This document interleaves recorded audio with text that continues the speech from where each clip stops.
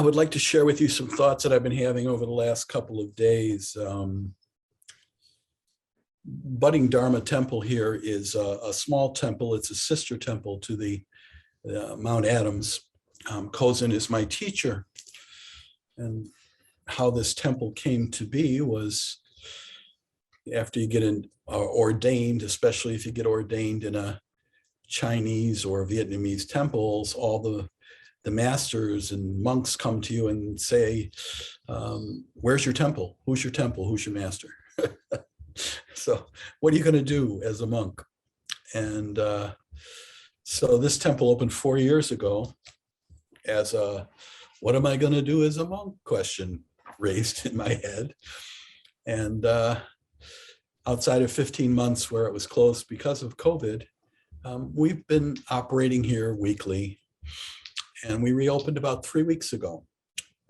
We have an afternoon service called Zen to Go, and that's just an opportunity for people to come together, maybe on a lunch hour or something, just to spend time to sit in meditation. And then we have an evening service, which is a little more involved. We do sitting meditation, walking meditation, shabashi. We do a number of different things to work together as a sangha. One of the last things we do in the evening is I ask those that are in attendance to share their wisdom with me. And we have this wonderful woman who comes with her daughter. Her name is Georgia, and she's 83 years old. And she has been coming almost every week since this temple opened. And she doesn't claim to be a Buddhist. She's really kind of a all flavors Christian type mindset, believes strongly in prayer and different things. And her wisdom last Thursday was, I've come to the realization that I just don't get it. And I don't know how Thay feels about that, but that's a pretty big window to open there. I just don't get it. Oh, wow. So we talked, around it, but not really getting into it. There wasn't a lot of time left, but that stuck with me. She just doesn't get it. And then my own awakenings started to happen, and I thought, I wonder what it is. Is that the question? What is it? There's I think as we become followers of this philosophy of the Shakyamuni Buddha, our traditional teacher, who sat and became an awakened one and taught what he knew to the people that came to him and those that he encountered. I think like all of us, either through our own investigation or people that we know, or we've come to a temple, we have some concept in our minds ahead of time about what we're seeking, what it is. And it can be a little bit different for a lot of us. Some of us think it is the quieting or the extinction of thoughts in our minds. I just want to stop thinking. I don't want this monkey mind to take me off course all the time. Well, I only know one solution to the end of the monkey mind, and we'll all experience it. It's called death. Until we die, our mind is going to continue to operate and think and generate thoughts. So it can't be the elimination of thoughts. Well, maybe then it is, I want to know this nirvana. I want nirvana. Okay, I think that's an admirable want, if you will. But do you know what nirvana is? Some people think nirvana is the awakening. My understanding is nirvana is not the awakening. Nirvana is the opportunity at some point to experience in meditation or in practice where happiness and suffering are just kind of null and void. We are just there, not even as we, or as I, me, or my, but as we, as this compilation of our connection to everything and everybody in the world. So maybe that's it. I don't know. You know, there's some cute little Zen stories that kind of speak to this a little bit. There's a Zen story about and I've heard it in a number of different ways. So if you've heard something like it, you know, I'm just making up my own version here, and that works. Thay taught me how to do that. And so there was a student who came to a teacher and said, I want what this meditation practice can provide. I want awakening. How long will it take? And the teacher sat there very calmly and he said, 5 years. And the student, being very, very, very diligent and wanting it to happen, said, well, what if I meditate 2 times a day? I'll meditate morning, I'll meditate evenings, I'll practice mindfulness, I'll do everything that I can. How long will it take? And of course, we know that the student was expecting that the time would go down, but the teacher said, oh, sure, 10 years. Really? And the student, feeling a little bit challenged, said, well, what if I meditate 10 hours a day and I sit on my pillow till I can't walk anymore, and I do everything that I can to push this process forward? How long will it take? And the teacher said, 20 years. So what does that little story tell us? It tells us that whatever it is not a pursuit.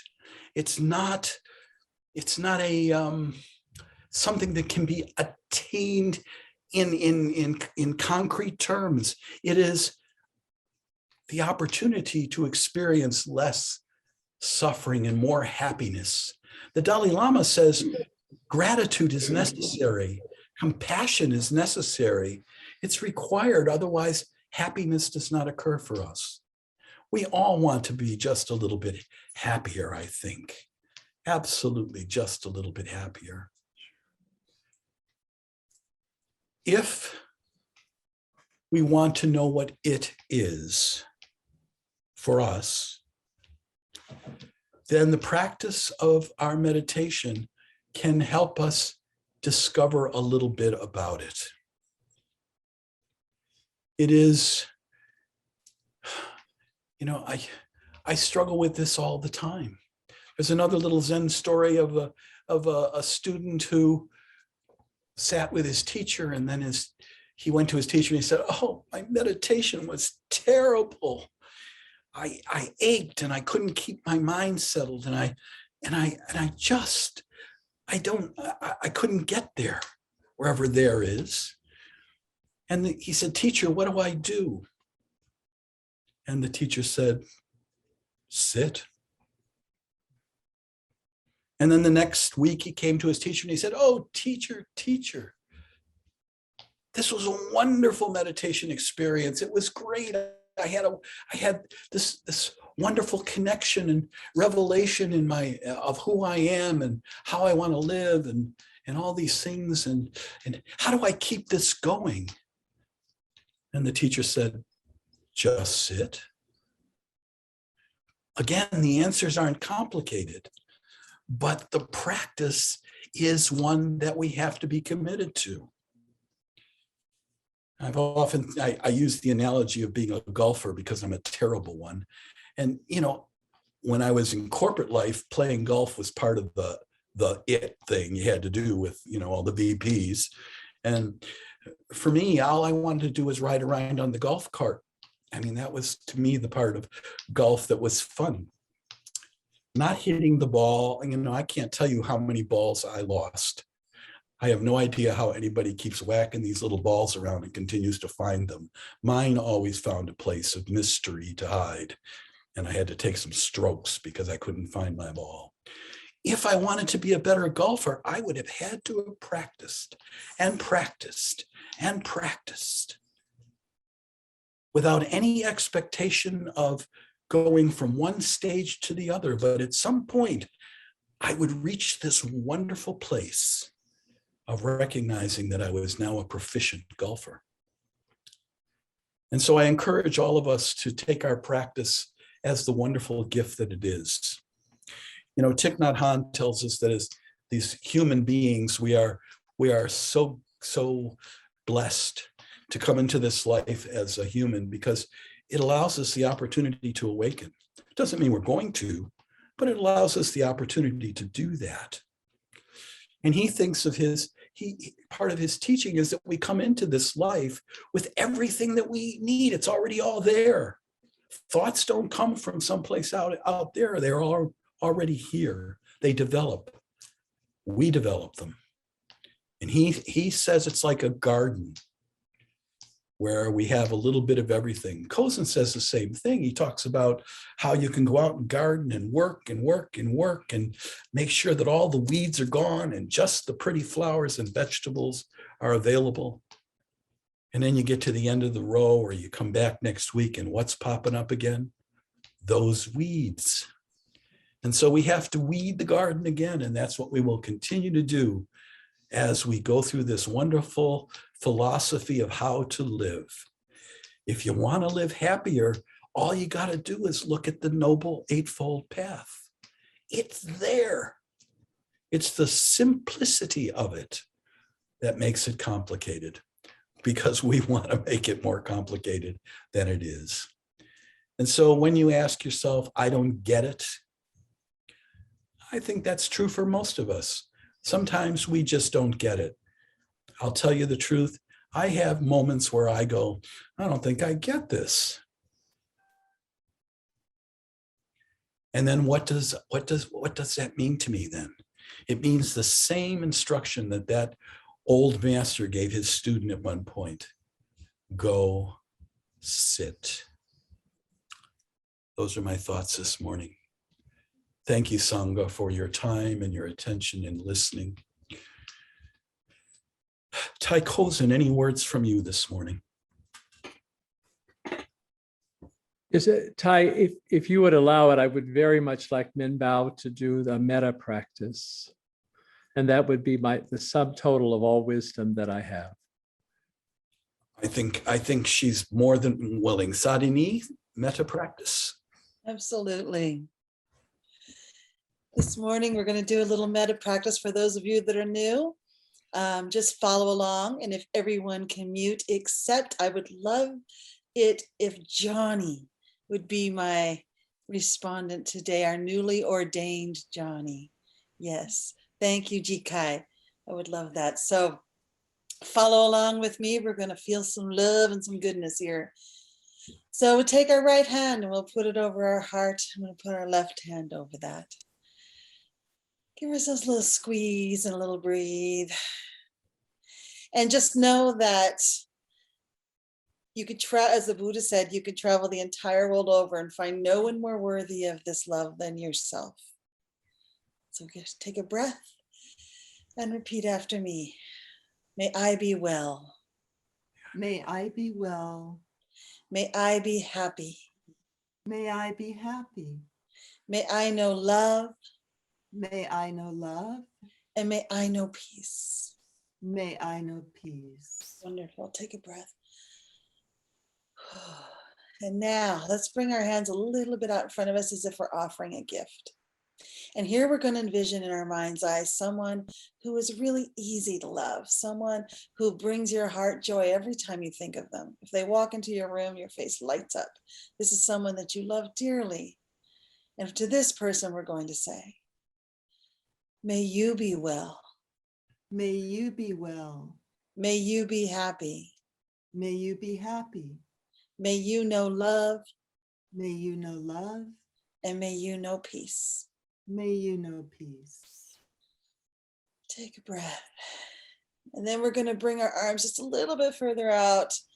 And for here, we're going to imagine someone, and this is always seems like such an oxymoron to me, someone that we don't know. Perhaps it's someone that you pass on the path when you're going on your walks, or the person who checked out your groceries in the store. Someone, if you're in Oregon, we can't pump our own gas, so it filled your gas tank. And to this person who you know is doing the best they can with what they've got in the moment, you wish them. May you be well. May you be well. May you be happy. May you be happy.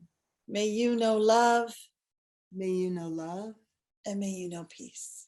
May you know peace. Okay, and now we'll bring our arms a little bit further out. And this is the more difficult one. We're going to imagine someone who you have many difficulties with. So this may be someone that you have seen as a hindrance in your own life, someone who has caused you suffering, someone who is difficult for you to love. But know that they are doing the very best they can with the tools that they have in the moment, just as you are. And in that spirit, we take a breath and we wish them, may you be well. May you be well. May you be happy. May you be happy. May you know love, May you know love. and may you know peace. May you know peace. Wonderful. Okay, now we're going to spread our arms as high and as wide as they go, and we're going to encompass the entire universe here. Every sentient being, everywhere, everything that crawls and flies and walks and slithers along the ground or is on other planets, whatever, any sentient being that we could possibly reach with this metta practice. And we say, may you be well. May you be well. May you be happy. May you be happy. May you know love, May you know love. and may you know peace. May you know peace. Take a breath and we'll scoop up all that metta that we've generated and we bring it back to our own hearts, hand over hand, giving ourselves a squeeze, feeling that love that we've generated, because every single creature that we've sent metta to is just like ourselves and as worthy as we are of deserving of this metta. And we breathe and we feel it and we say, may I be well. May I be well. May I be happy. May I be happy. May I know love, May I know love. and may I know peace. May I know peace. Thank you, everyone. And thank you, sister.